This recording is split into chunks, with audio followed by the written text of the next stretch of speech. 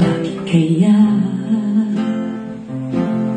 Bakit ka pa naghihintay? Nahimugin ba? Pilitin ba ng tadhana? Alam mo na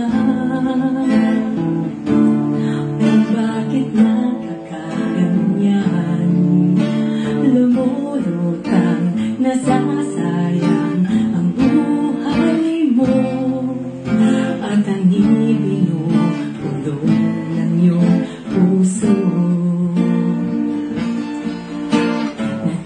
Natutulog ba ang Diyos? Natutulog ba?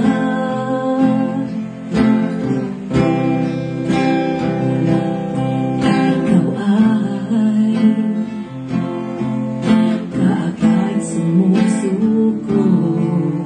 Konting hirap at munting pagsubok lamang. Bakit ganyan?